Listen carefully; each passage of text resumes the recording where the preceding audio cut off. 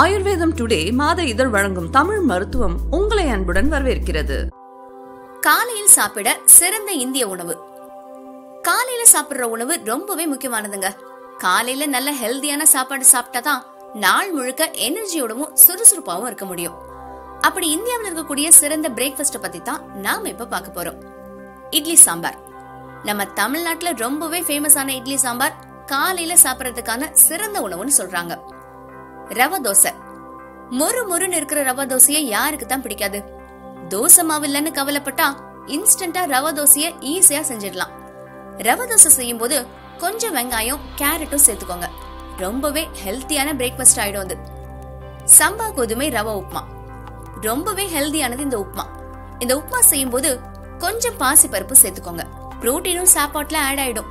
அப்படியே உங்களுக்கு பிடிச்ச காய்கறிகள் எல்லாத்தையும் போட்டா இதை விட ஹெல்தி பிரேக்ஃபாஸ்ட் இருக்கவே முடியாதுங்க. ஆலு பராத்தா. உருளைக்கிழங்கு சப்பாத்திக்குள்ள வச்சு ஸ்டஃப் பண்ணி செய்யக்கூடிய இந்த சப்பாத்தி சின்ன பிள்ளைங்கல இருந்து பெரியவங்க வரைக்கும் எல்லாருக்குமே ரொம்ப பிடிக்கும். இது கூட சேர்த்து சாப்பிட கஷ்டப்பட்டு சட்னி கண்டிப்பா செய்யணும்ன்ற அவசியம் இல்லைங்க. தயிர் கூட சேர்த்து சாப்பிட்டாலே சூப்பரா இருக்கும். கண்டா பட்டாட்டா போஹா. என்ன வாயிலே நுழையாத ஏதோ ஒன்னு சொல்றேன்னு நினைக்காதீங்க. வெங்காயமும் உருளைக்கிழங்கும் சேர்த்து செய்யற அவல் உப்மா தான் இந்த கண்டா பட்டாட்டா போஹா. இந்த உப்மால எல்லா பிளேவர்ஸும் வரும்.